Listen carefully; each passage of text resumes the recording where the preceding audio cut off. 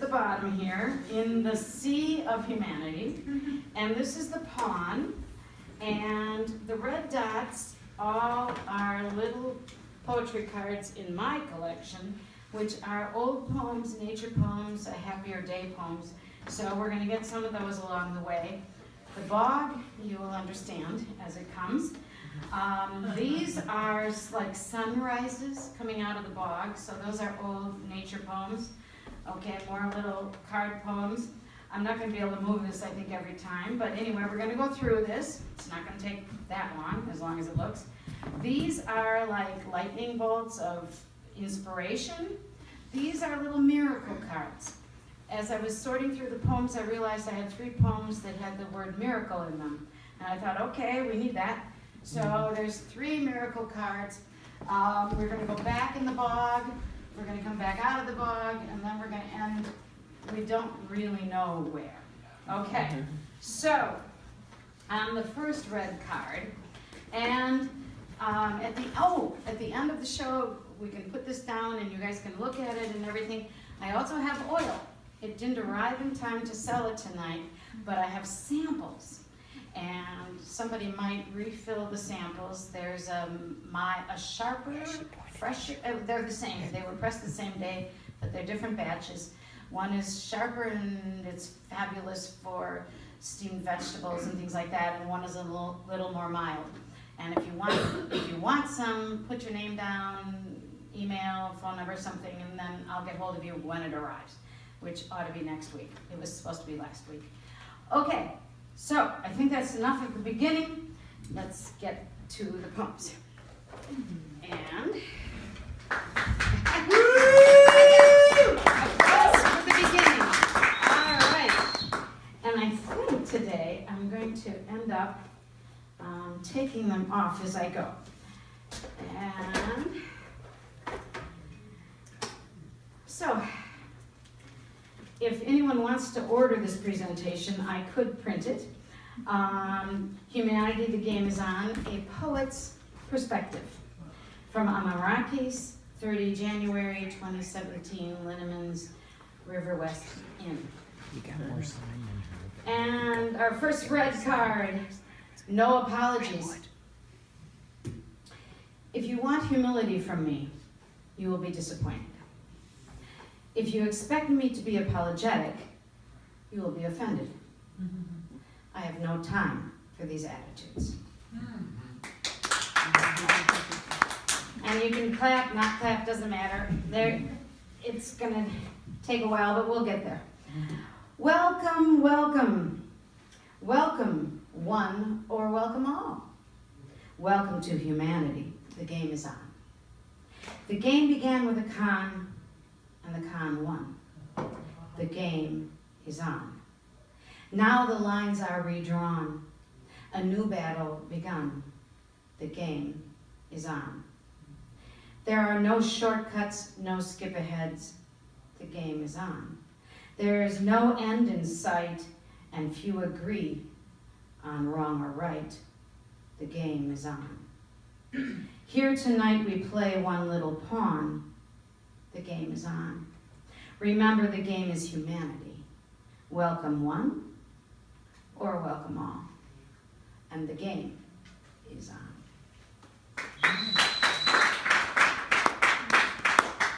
All right, these mean little red dot. No skip-aheads. I'm sure about this. There are no skip-ahead squares on this path of life. I'm not even being a downer. Oh, I might have to pull this for the light. Oh, I can put my glasses on. I'm not even being a downer.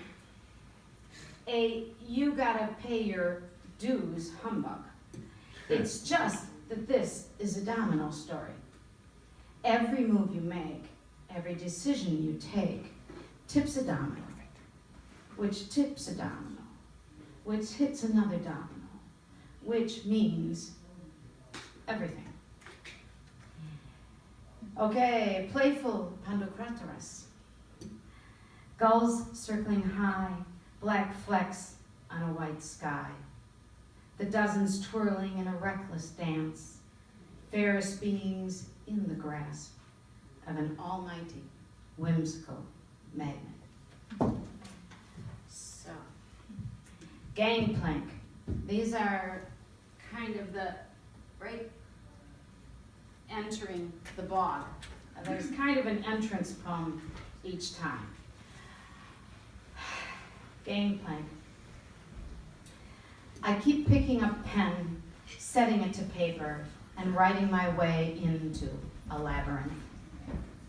It's also pressing, it's also important, it's all a bog. Our entire reality is entwined in the tentacles of an omnivorous monster. Reason, logic, integrity, humanity, all being strangled. Once I imagined the words of a poem as little toy train carriages that could be assembled on a track. Now some great appendage smashes through thoughts and stuffs them all into the maw of greed. You know what is wrong with Alexa and Siri? You don't have to say, please or thank you. Aww. Fight or flight. Some of you have heard this one before. This is in the bog. This is the biggest poem, the longest poem. I've been circling, holding up one sign, then another, struggling against the fierce, freezing wind that gusted from the southwest side of the square. I'd been circling, chanting one chorus, then another, stomping my feet to resist frostbite from the sub-zero ground. I'd been circling and chanting with small detours to the rotunda to thaw, when a man called out, "There is room in the chamber for about 100 people." I debated it for a moment. On the one hand, I liked voicing my outrage. I liked being visible, although on this freezing day, the foot traffic was non-existent, and on this Monday morning, the vehicle traffic was so light, it felt more like a one-horse town than a capital city of almost 250,000. And I debated the thought, could my presence in the chamber have any greater influence on the 10 electors than my frozen circling? And I opted to enter. It is a beautiful building, our state's capital, built with pride of state, pride of workmanship, pride in democracy. Climbing its broad staircases inspires hope and faith in man. Thus fortified, I entered the chamber. There were at least a dozen big black cameras on tall tripods covering the rear of the room. Convention-style chairs ranged in rows in front and to the left and to the right of the dais. Low conversations buzzed as people awaited the entrance of the 10 men and women who had the authority to authorize the presidency on behalf of over 500,000 men, women, and children. For weeks, I had focused my thoughts on imagining these individuals might actually care about the fates of the 596,000 humans they spoke for. I had imagined the possibility that 1 or 2 conscious souls might be in this chamber. I had imagined that the reality presented to us every single day since November 8th might have awoken a number of hearts or minds or uncovered some soul. The moment the stage left door opened, I knew I was wrong. Before the escort had taken 5 steps, the air of superiority, the air of impervious righteousness assailed my senses. By the time the 10 electors, armored in their credentials of wealth and power, sheathed in their indignation at our temerity, had one by one climbed the steps to the dais, I I knew I'd been wrong. Wrong in my hope, wrong in my faith, wrong in my imaginings, wrong to enter that chamber. I stayed for the reading of the vote, as if stricken, as if I deserved self-flagellation, as if perhaps time could end, or swallow me up, or put me to sleep, not to wake again till this is all over.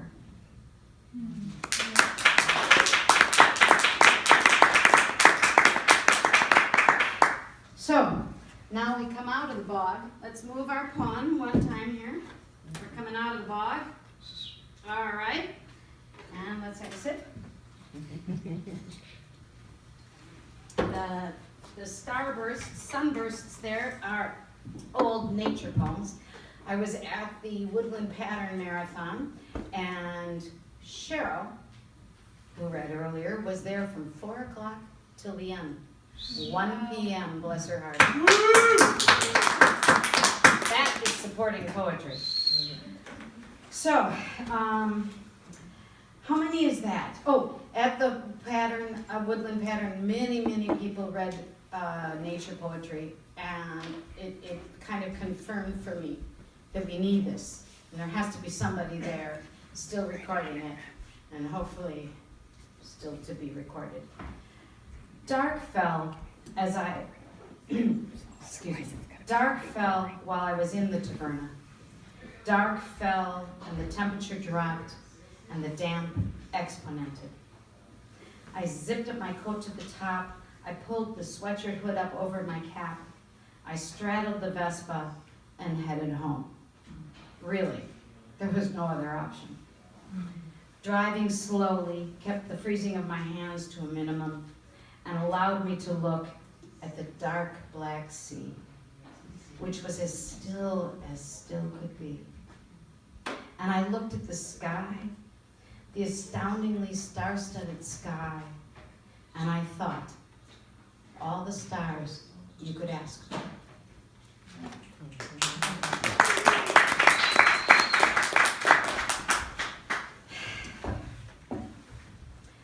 Awareness. She thought to herself, do I not know what my cat's face looks like? She even mentioned it to a friend. There was something akin to smashed pumpkinness about her cat's face. And then, as the situation in her environment improved, as she reclaimed her space and erased an aura of negativity that had drenched it like a thundercloud, then she recognized her cat's face. There's going to be more on that subject. But first, a red dot, such a wind. I can't tell you which wind this is. I can tell you it's perfect. It has the trees rollicking and the heat is on the run. And its voice sings a medley with the cicadas. Yeah. Okay, following up on the last theme, this is one of the Thunderbolt kind of brainstorm poems. Unusual. Let there be no new normal. I can't stand when I hear that on the radio. My mother in her early 50s returned to college. Having observed her obligation to college for 4 children, she took advantage of living in a Big Ten town. Sometimes, in a fun turning of the tables, she shared with us. Most significantly, I remember that in a science course designed for art history majors, she learned 2 marvelous things. First, beer is liquid bread. The ingredients are the same and the process is simpler. Ergo, if I drink one for lunch, it is obviously my sandwich. More importantly, she passed on the assertion, if you think it is unusual, it is. This statement summarizes the fact that in terms of perception, our eyes and ears, even our gustatory, tactile, and olfactory senses, are all constantly barraged by input. Our brains process enormous amounts of information, categorize it, evaluate it, and register the bulk of it, usual. So, whenever something strikes you as odd, and a question flashes in your head, was it? Stop. Pay attention, and possibly act.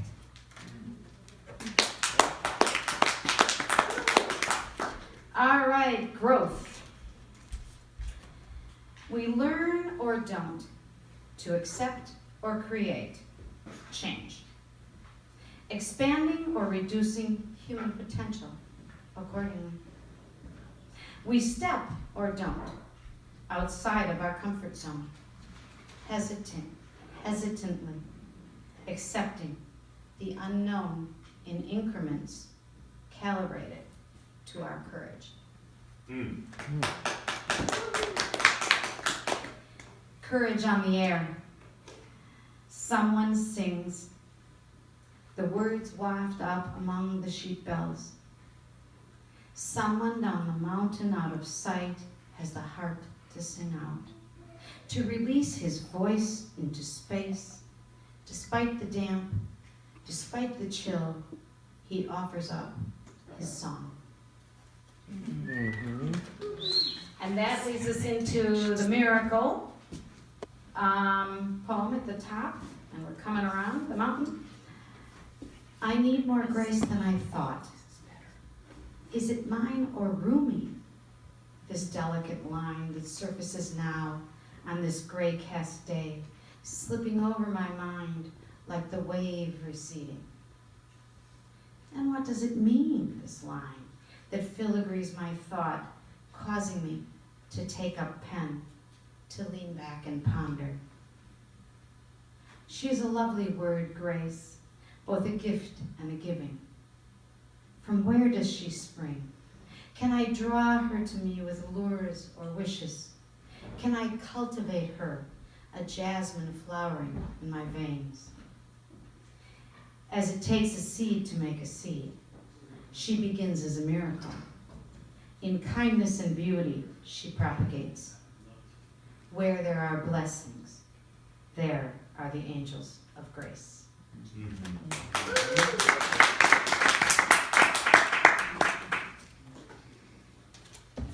Okay, this one I read at the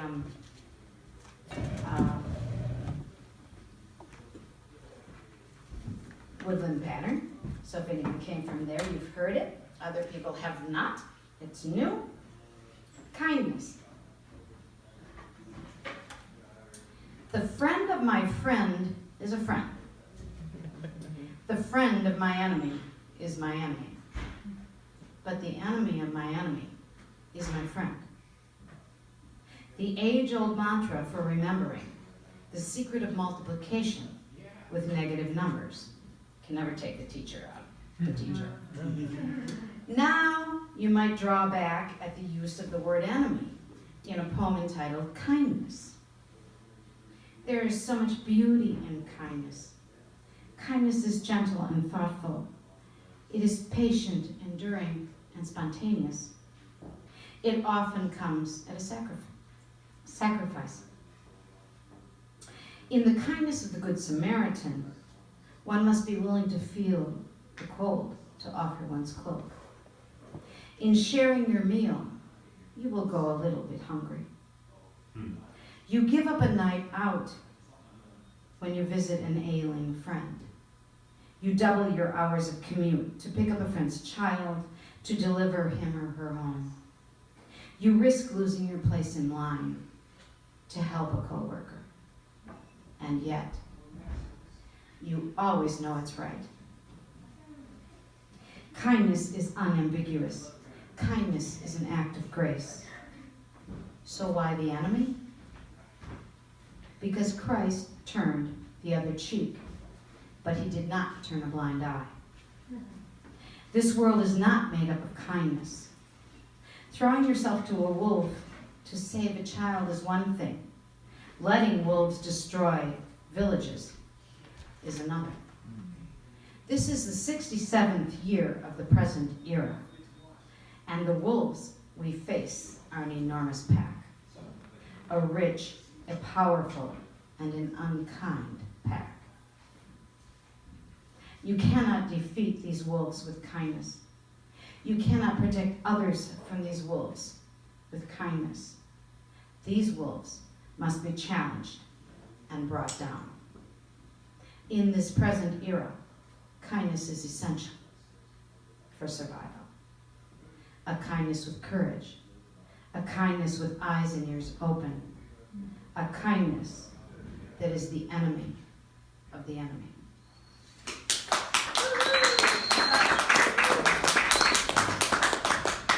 I've had a problem with people saying, "Oh, give up," and whatever. We just can't. Red dot, spring tapestry. From the veil rises a sea of birdsong. The sky replies with a susurrus of rain. Heaven binds earth in a weave of sound. Yeah, we need it. We gotta save it. That's coming in the second book. Okay, we're almost there. Spirit. This is the second lightning bolt there. Forgive my paraphrasing of a deep and interesting subject. I want to pass on an incident that inspired me some months ago. I had been feeling spiritless, a bit broken and alone. Seeking help, I reached for a book and opened it at random. Lo and behold, I found myself in the 5th chakra. The chakra of, among many concepts, will. Yes, the will to power my spirit was missing. As I read, I realized my heart chakra, just below, was injured due to heartache. My mind chakra, just above, was injured due to concussion. The weakness I felt was logical. Immediately upon understanding that love combined with insight was the power behind the will, I began to mend.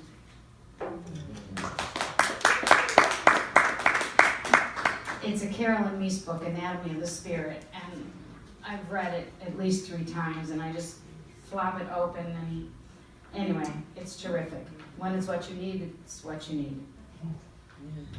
Ripples. Oh, this is going into the bog. Reflections on betrayal. You never know what damage your little lie might cause. You'll never know what part you played in the dramas and tragedies of the lives you touch.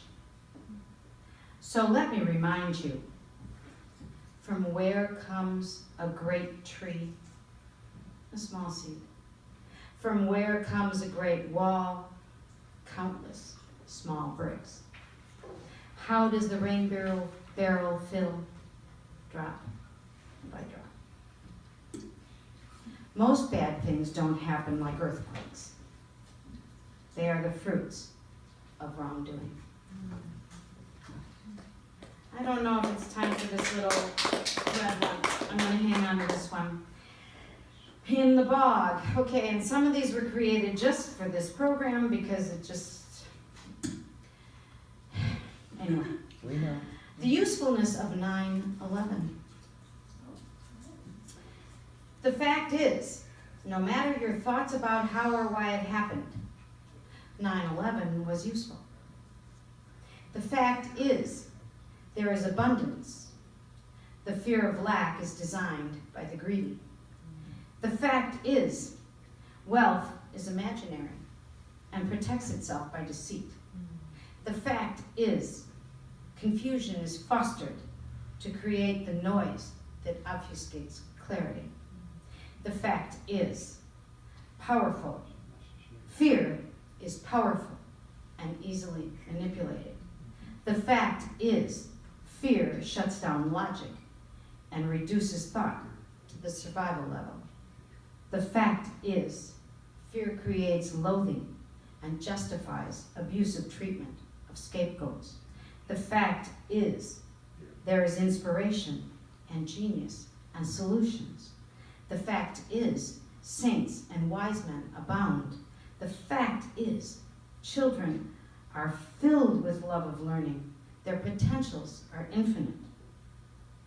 You see why 9/11 was so useful.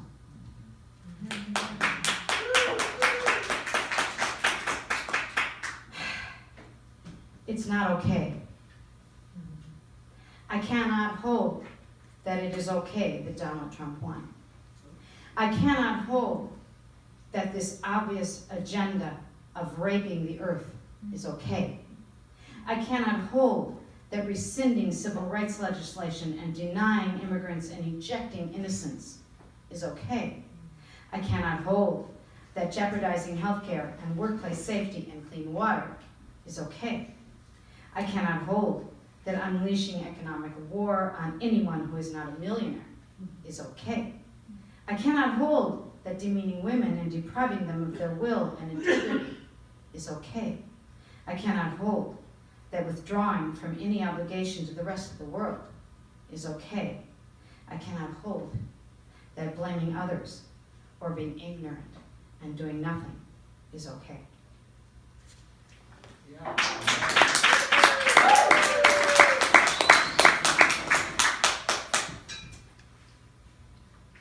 The disappearing pause. This is an old one, and we're coming out of the second bog. It's my ode to the universe, anyway. There is no gentle weather anymore. There is hot.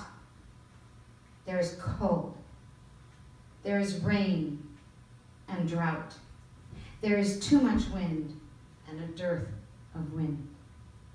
The seasons have been abridged, reduced to their smallest common denominator. This is bad, not just for romance. Most things require a middle, a ripening, a gestation, time to catch up with what they will become. Without a pause, things that grow will unwind and die.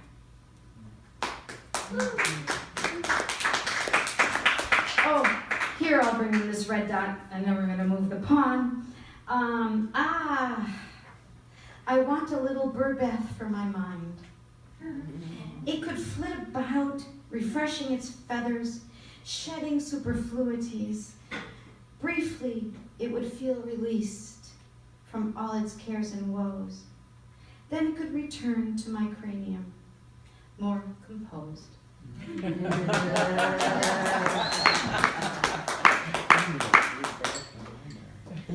I think I've always loved bird baths because of my grandfather's garden. He had this wonderful bird bath in his garden. I don't think I've ever really had one, except sometimes I put broken bowls out, and if it collects rainwater, it's kind of a bird bath. But,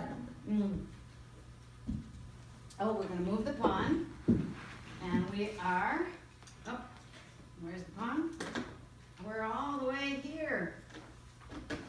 Coming out of the bog the second time. And these actually are each a poem, so there's not, we're halfway through at least, maybe more. And this one is an old, I must have written this in about 2008. I live on the island of Lesbos in Greece, and I just have this astounding, beautiful nature, and I learn a lot. A perfect September day. I also noticed that a lot of my poems, my wonderful poems, are in September. Something to keep in mind. I'm pretty sure these loons are courting. I haven't seen the nature show, and I don't know what loons do when they are courting. I don't even have a clue which is the male and which the female. But one of them is acting quite illogical. It keeps rising up out of the water, flapping its wings widely, holding them out like an umbrella. This certainly takes a lot of energy, and there is no purpose to it, as far as I can see. But the other loon came trolling along, and the two of them have now disappeared from sight, and they seemed exquisitely content.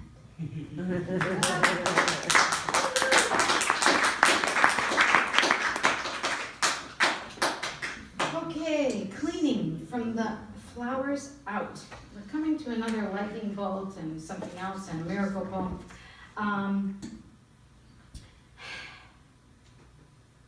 This one I have a friend to thank for also. Cleaning from the flowers out. Maybe that is all an altar is meant to be. A locus of beauty, or hope, or faith, or light, or love. When a soul is surrounded by chaos, it is this tableau, this pull of gravity, this anchor in the wind that can save it. Extend your hand, exert your hearing, engage this hour. Is it there somewhere? A gift, an accident, an incident, a clarity of decision, a tiny, tiny piece of self-healing. Grasp it, embrace it, place it in the forefront of the mind or on a table in the middle of the chaos. And as slowly or quickly as your mind and strength allow, clean from the flowers out.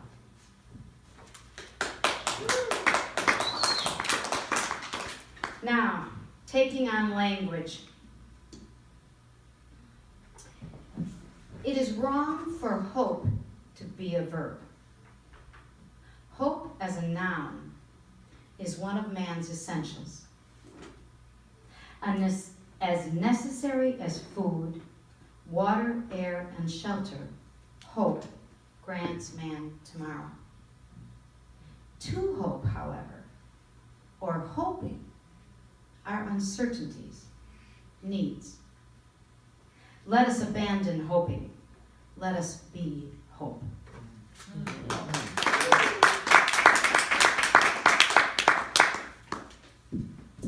Okay.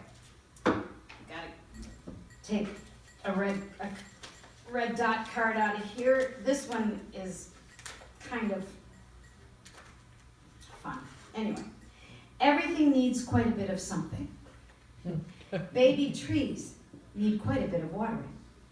Human babies need quite a bit of holding.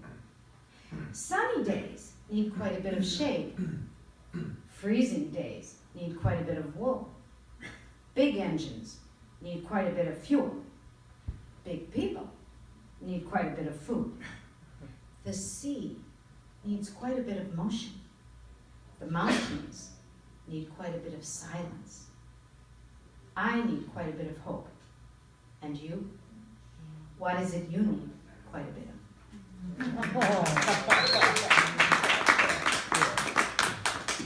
Hope in the form of a crescent in the sky. The moon is coming back. I hadn't anticipated it, hadn't dreamed it was due. And there it is, this bright, beautiful, fat hammock of reflected sunlight, prancing across my western horizon, surprising me with camaraderie.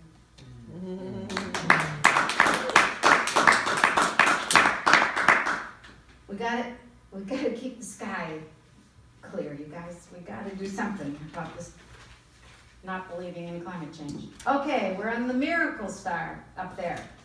Oh, down there. And this is a sad one, but it had miracle in it.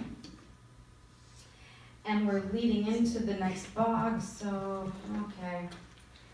Anyway, he walks no more. He had the characteristics of a bully. Powerfully built, a tendency for cruelty, a lack of respect for others. And he had the tyranny of addiction governing his life's actions. But this winter, there had been a shift. He was working once again to break free. I even detected some kindness in his manner from time to time. His eyes were less guarded. While a man walks, there is time for redemption. There is the opportunity for miracles. Sadly, Costi walks no more. I have a propensity for talking about hands. I have a lot of hands poems. In the olden days, people heard more of them. I don't think human beings in general pay enough attention to hands. We know how important is our sight. We know we get nowhere without our feet. We believe our mind is preeminent. But it is our hands that give us our humanity, our ability to manipulate, our capacity to care. Okay, this is the last bog, but it's really bad. It's really recent. Written last night or 2 nights ago, I can't quite remember. The St. Louis Manifest. Some of you may know. A rabbi and a tech whiz teamed up, and in 24 hours presented the world by tweet the names and some of the faces of 254 Jewish refugees who knocked on America's door and were turned away. Of the 900 people on board the MS St. Louis in 1939, 254 were murdered in Auschwitz, Theresienstadt, Sobibor, Goleschau, Dachau, Buchenwald, Westerbork, Switzerland, France, Belgium, Bergen-Belsen, Majdanek, Mauthensen, Gers, the Netherlands, Italy, Liebmaris, mostly Auschwitz. On the same Friday, January 27th, Holocaust Remembrance Day, Donald J. Trump closed America's doors to Syrian refugees and Iraqi, Iranian, Sudanese, Lebanon, Yemen, and Somalian refugees and immigrants. It's working out very nicely, he said.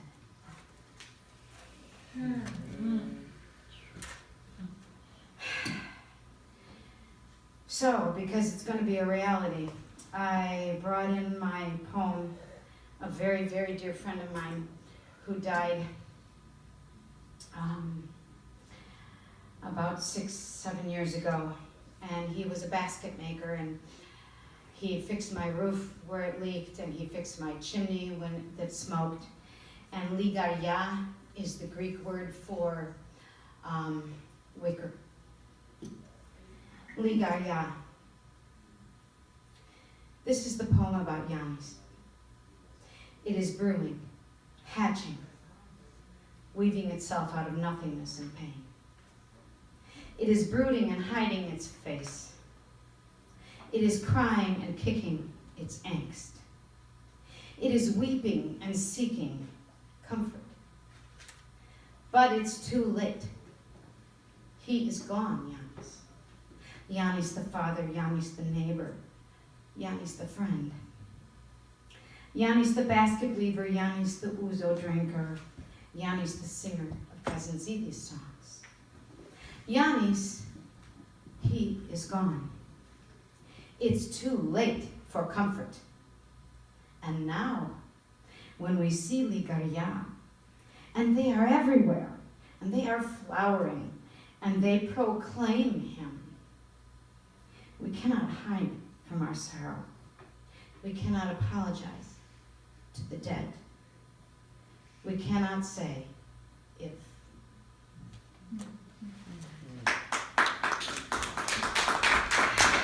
Okay.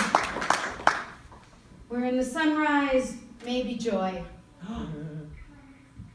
Maybe joy is just around the corner. Maybe joy is waiting to spread her wings. Maybe joy has already sprouted. Maybe joy is coming on the next wind.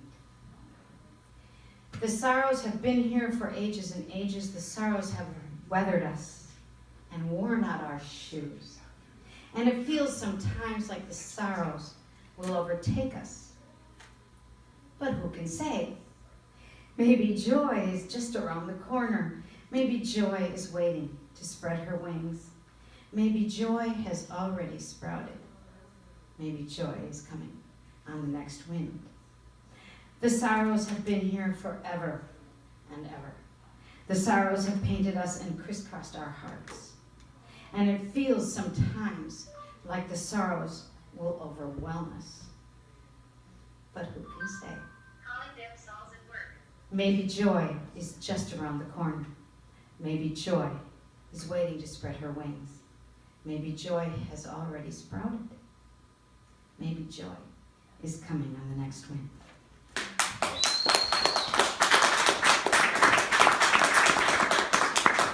All right, we're out of the bog. It's not coming back. Marching orders. Wait a minute. Gotta take out, there's a red dot up there somewhere. Marching orders. I must hold our souls brilliant. What tarnishes the soul? Lies, doubts, fears, ugliness.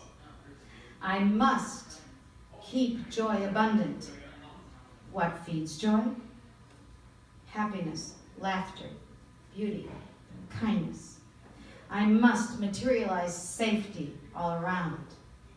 What creates safety? Peace, harmony, empowering positive energy. I must prevail with touch.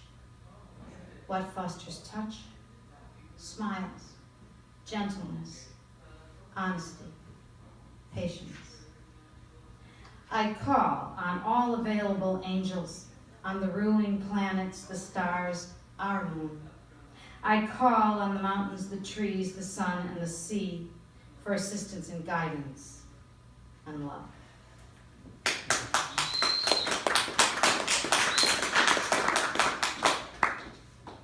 Acoustic smiles. He was smiling. I could hear it in his voice when he said, "I'll call again later." My happiness that he'd called had bubbled all the way up to the satellite and showered down on him. He couldn't help but smile. Okay, wait a minute. I'm going to move the pawn. The pawn is moving. I think we're on. Well, we're somewhere up here. Anyway, if it'll stay.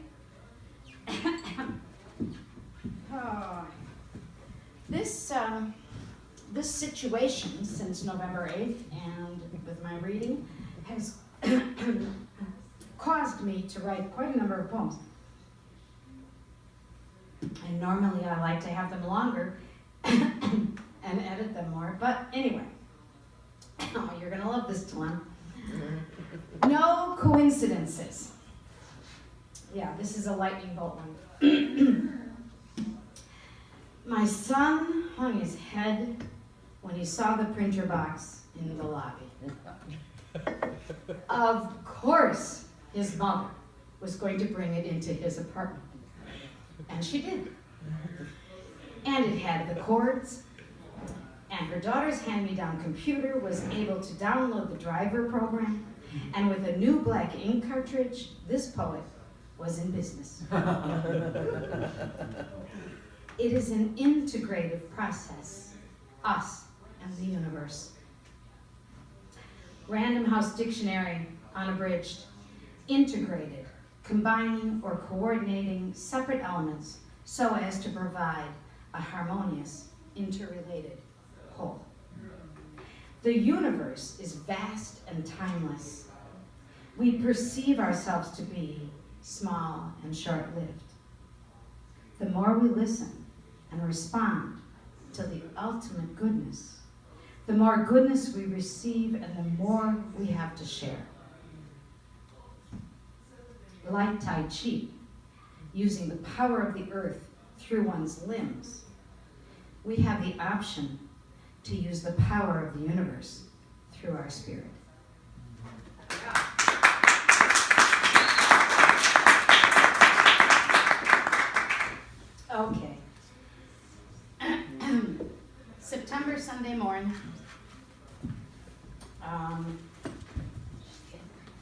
Okay, there's only like 4 more, something like that. September Sunday morn, a wooden bench, painted blue, beneath the olives, a set of 2.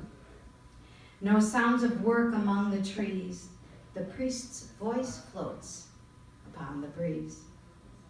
2 kittens play with a butterfly, wisps of clouds feather the sky. A fishing boat putters along on the sea, the mountains smile, smug as can be. A woman sits with pen in hand, ever so grateful for this land.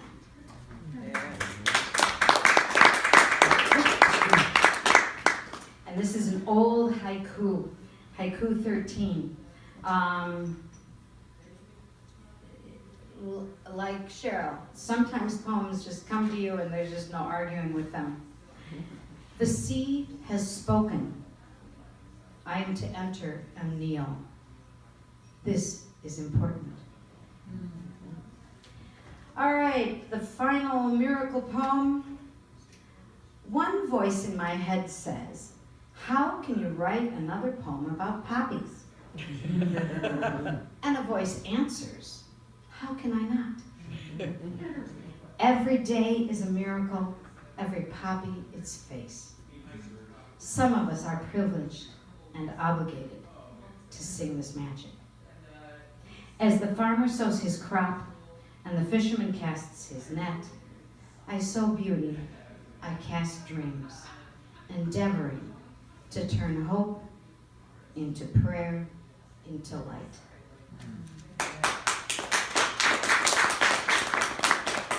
And this is one of my favorite kind of make fun of myself poems. And I lost it, but I had sent it in a letter to my daughter, and she sent back a collection of poems that were letters to her. It's written in about 2008 or 9. Babies. There are still babies.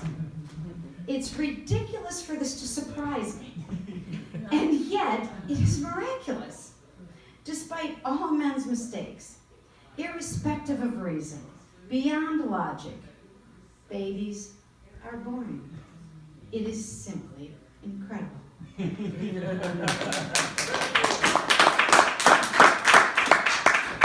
Oh, and I had to throw in one love poem before the end, just because you just got to. Naming the days. And you could use this also with other, things. Today is Sunday and I love him. I loved him Saturday and Friday as well. Thursday I loved him and Wednesday. Tomorrow is Monday. I will love him tomorrow. And I will love him Tuesday too.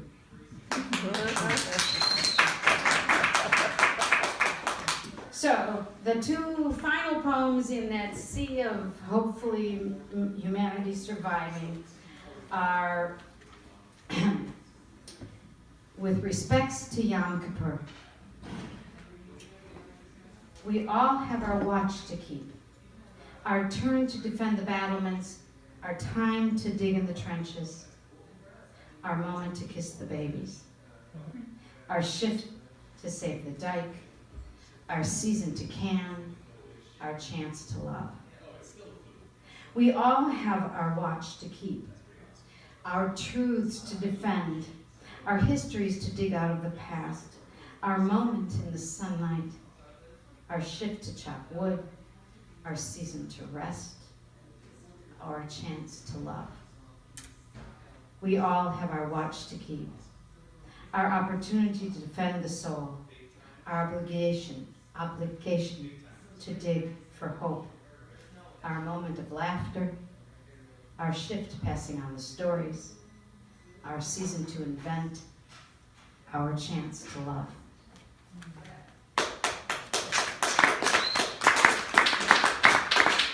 So, as a farewell,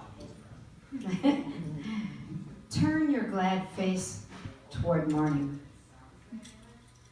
Being awake in the dawn hours It can be difficult to dispense the fears and negatives that swell in the mind, their shadows and doom equivalent to the pervasive, non-light, non-dark of the world outside the window. Turn your glad face to morning. Waking in the dawn hours, litanies of regret, laundry lists of mistakes, swarm the mind, threatening to capsize the ship of self-worth, the balance of why life is worth living. Turn your glad face to morning. Surfacing from sleep in the dawn hours, one must be prepared for the onslaught, the last battle of the dark that would consume the soul. One must be ready, one must have ready the arsenal of hope and gratitude. Turn your glad face to the morning. Turn your glad face to the morning and declare your joy. Defend your heart. Prepare yourself to turn your glad face toward morning. Thank you.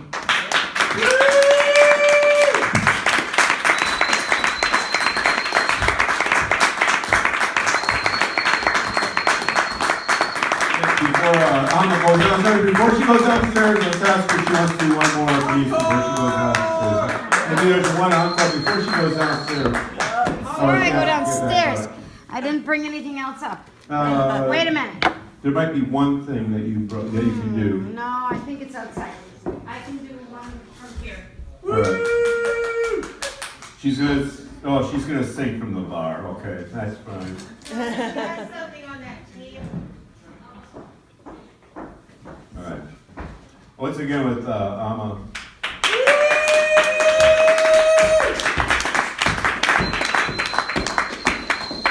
I kind of thought that was a lot already. But I can give you a curious one. But I find this one especially young people like. And so I think that's encouraging. When I have many woofers who come and work for me, and mostly they're in their 20s, and they read this one and they really like it. So, a duet of love and pain. 1, I'm not particularly good at living. I'm too passionate, too committed. I have no loyalty to money, no fear of change. I tend to upset apple carts and trust in butterflies. I almost never get the dishes done at night. I almost always have questions with the question. But I am good at loving. I love easily, immediately, joyfully. I don't withhold love or bargain with it. It doesn't occur to me to bury love or lock it away or save it just in case. I never lie about love. Somehow I understood from the start, there is no shortage of love, no quota. It won't get used up by mistake. Love is there, free, for the sharing. An unquenchable fountain waiting for you to dip your cup. 2, I think it is the pain that confuses people. Pain is associated with error, with something being wrong.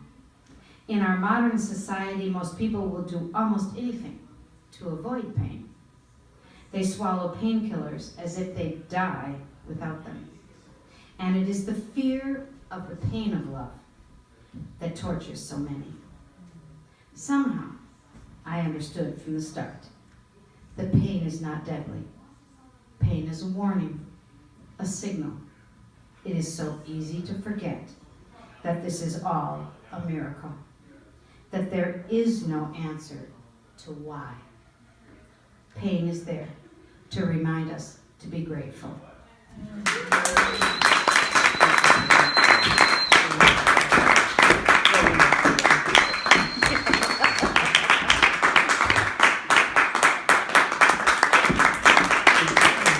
Well, we're all grateful and inspired that not only that future tonight, as always following our future Joanne Chang has a poem that she's written on the spot for Amma. So please welcome again Joanne Chang.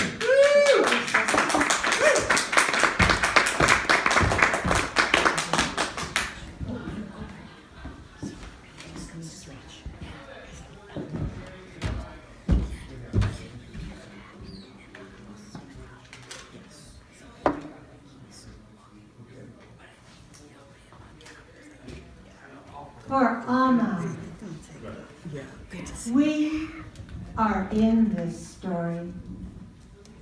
We have no overview, no architect's design, no comprehensive map. We are each a single piece in a vast, intricate jigsaw puzzle. The only part that we can see is our own. We are mired, enmeshed, subsumed.